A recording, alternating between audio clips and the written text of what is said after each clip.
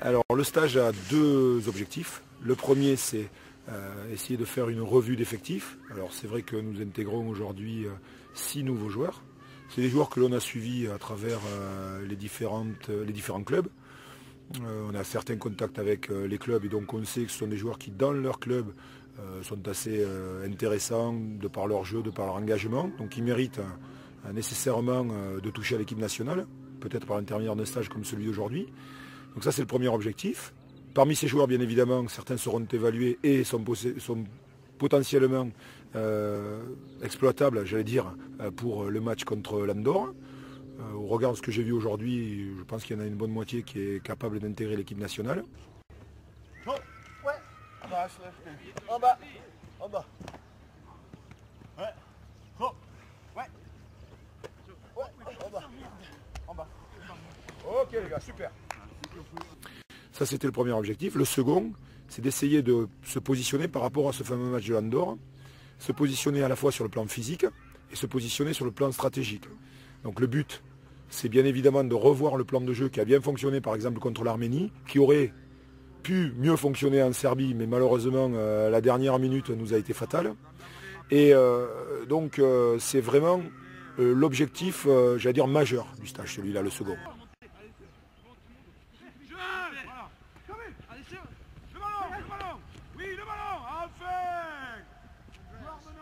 Maintenant, on prépare l'Andorre. L'Andorre, c'est une équipe que je suis allé voir contre la Serbie, qui a un gros potentiel, parce que c'est le même que l'an dernier, mais un gros potentiel, j'allais dire, offensif.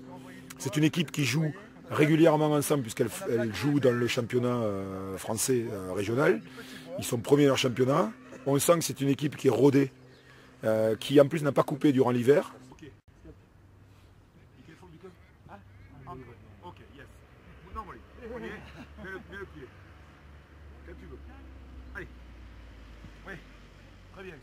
Les perspectives. Alors les perspectives, on est second. C'est une poule qui est relativement serrée puisque l'Andorre s'est détaché, mais de très peu. Nous avons pris un point de bonus en Serbie, ce qui nous place à la seconde place. Et il faut d'abord défendre cette seconde place et envisager bien évidemment de chercher la première face à l'Andorre. Ça c'est évident.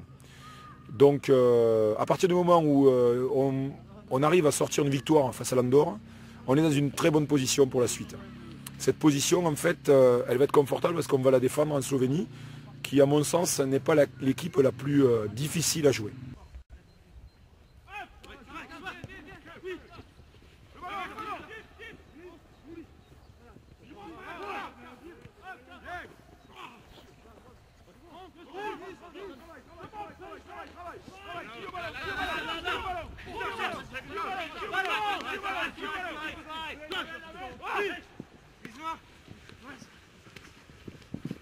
Donc on a 2 matchs. L'objectif c'est sur ces 2 matchs, c'est au moins 6 points.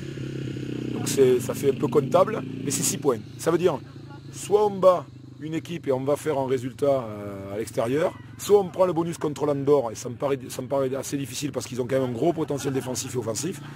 Mais à ce moment-là, il faudra qu'on aille en Slovénie pour faire quelque chose. Je pense qu'on en a le potentiel. On va intégrer de nouveaux joueurs, c'est sûr. Mais à travers le stage, ces joueurs ont montré qu'ils avaient les qualités et la compétence pour nous rejoindre au niveau de l'équipe nationale. Pourtant, vous la connaissiez, les garçons. Ouais, mais bon, ouais. Ah, attends, ne cherchez pas d'excuses. Non, non, mais... Yeah, I think all the time we're improving. I feel that the squad comes together very infrequently. I just feel that in the head coach, Filip Filiatra, we've got a fantastic head coach. Now it's a question of providing the best players in Switzerland for him to coach. I do feel that the side constantly improves. The first international we took charge was a very poor turnout for the Swiss team. We certainly didn't put the best team out. We deservedly lost, and 10-0 was not a fair representation of the superiority Andorra had.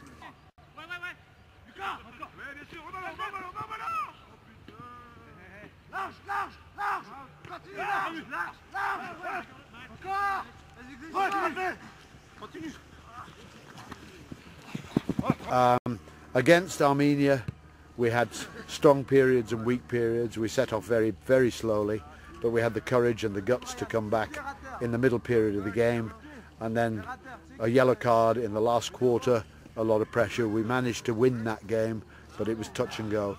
Against Serbia, we made some basic mistakes, some defensive mistakes. We made poor decisions. Our tackle contest and breakdown was poor, which we're learning from. I do feel that the side is going in the right direction, under the right management, and I think if we can stick to it and get the best players in Switzerland, or the players who are Swiss nationals overseas, this side has a chance of progressing, and all the time our basic skills are improving. I just feel it's work in progress. We must ask for a little bit of patience. You don't turn a team round in 5 minutes when you can only meet 2 weeks before an international.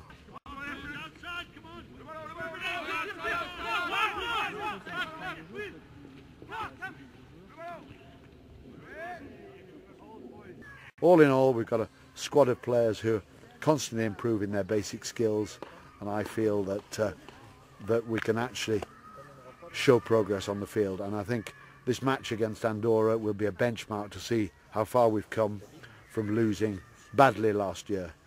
You can't make basic mistakes like lose your first 5 line-outs and lose the ball in contact, which we did down there. This will see if we've improved or not.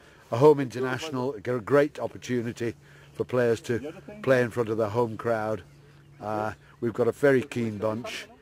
Yeah, I feel positive, and we are constantly improving.